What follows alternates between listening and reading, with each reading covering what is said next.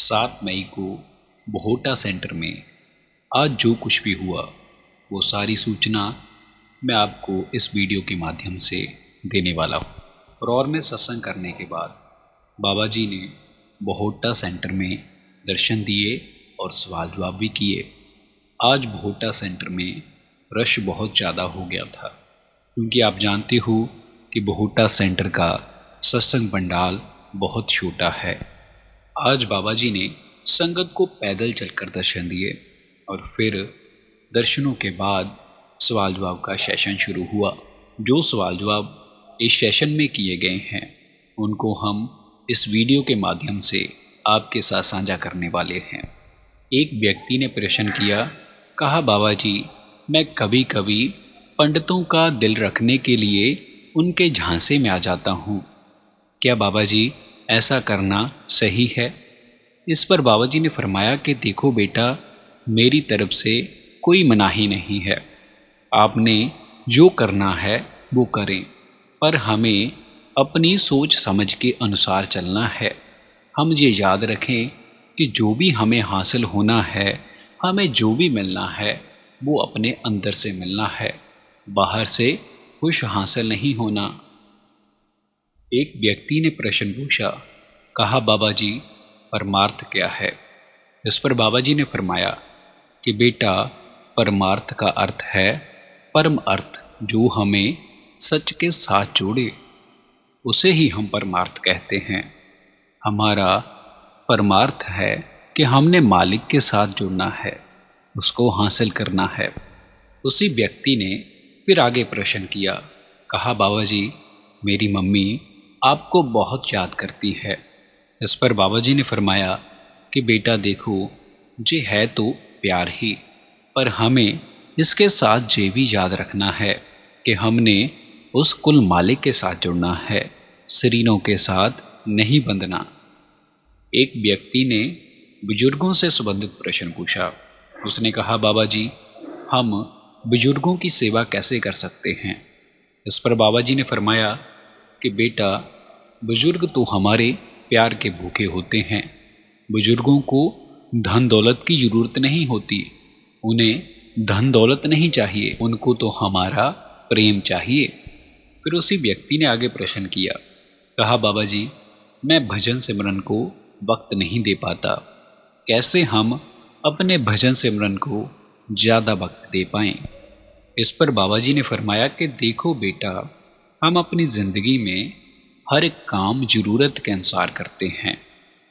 अब अगर हम देखें, हमें हमारी ज़िंदगी में भजन सिमरन की सबसे ज़्यादा ज़रूरत है, पर हम उसे ही नहीं करते। जिस चीज़ ने हमें सब कुछ देना है, हम उसको पीछे छोड़ रहे हैं। हमें ये भी पता है कि सब सुख दाता राम है, दूसर ना ही कोई। एक व्यक्ति ने मन से संबंधित प्रश्न पूछा। उसने कहा बाबा जी नामदान लिए हुए बहुत समय हो गया है, पर भक्ति में मन नहीं लगता। इस पर बाबा जी ने फरमाया कि देखो बेटा, मन को जन्मों जन्मों की बुरी आदतें पड़ी हुई हैं। इस मन को अगर अच्छी आदतें डालेंगी तो बात बन जाएगी। यही तो बात है वैसे कि हमारा भजन सिमरन में मन नहीं लगता, इसी को हमने लगाना है।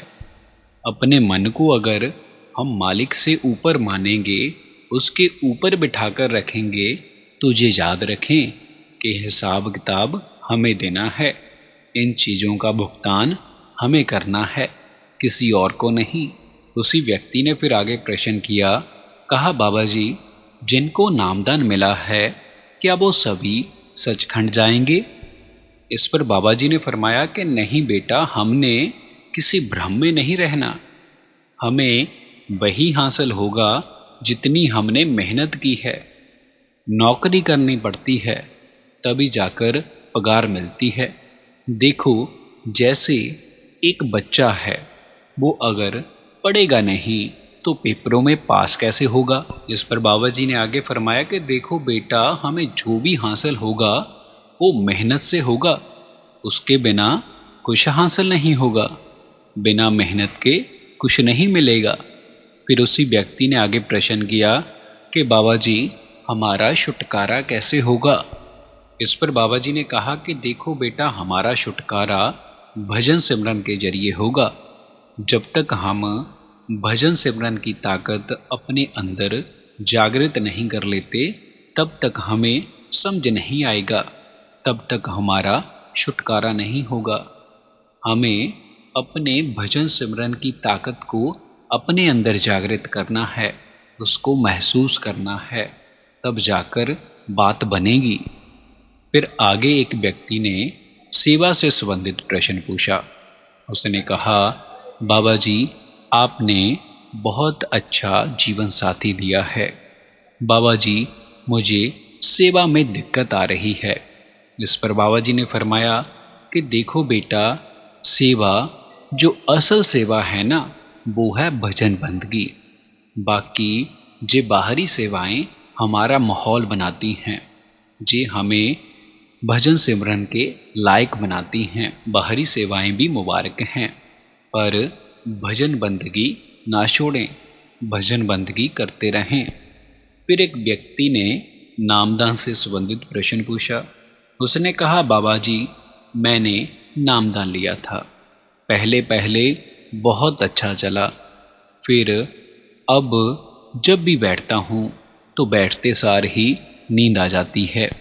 इस पर बाबा जी ने कहा कि देखो बेटा, हमें तो बैठना है, जैसे तैसे हमें अपनी बैठक पूरी करनी है, अपने भजन सिमरन को वक्त देना है।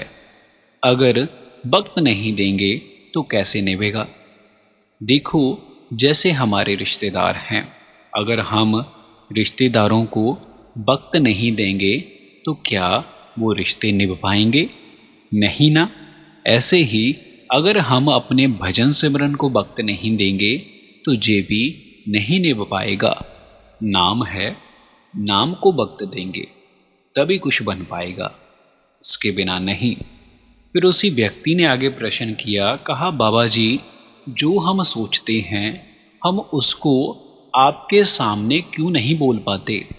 इस पर बाबा जी ने फरमाया कि देखो बेटा, ये सारी भावना की बात है, प्रेम और प्यार की बात है। ऐसा ही नहीं है कि आप मेरे सामने ही नहीं बोल पाते। अगर आपके सामने कोई सुंदर औरत, सुंदर लड़की ही आ जाए, तब भी आप उसके सामने नहीं बोल पाओगे। बाबा जी के ये वचन सुनकर पंडाल में बैठी संगत खिलखिलाकर हंसने लगी। फिर आगे एक लड़के ने हंसी वाला प्रश्न किया। उसने कहा, पहले तो उसने बाबा जी को डैडी जी बोला। फिर उसने कहा कि डैडी जी, मैं आप जैसा कब बन पाऊंगा।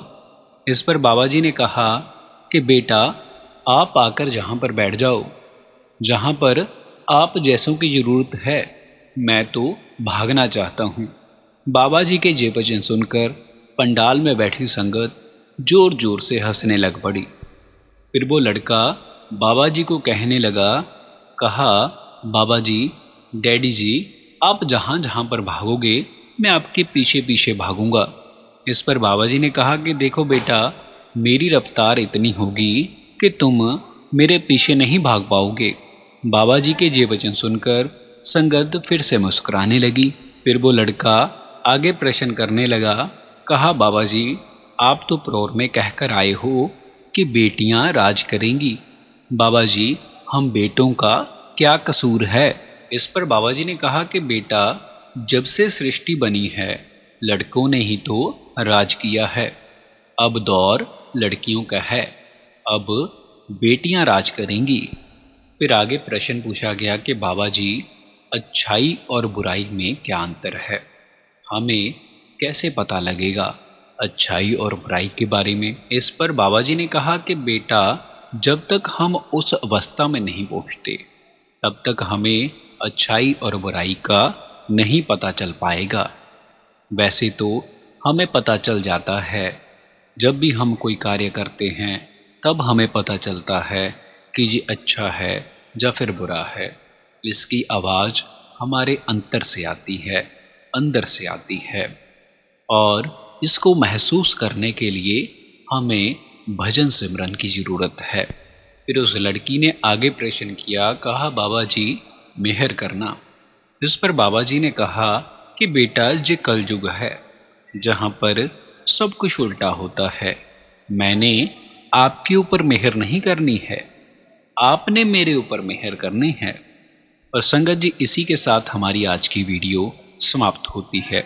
अगर आपको इस प्रकार की वीडियो सुनना पसंद है तो आप हमारे चैनल को ज़रूर सब्सक्राइब करें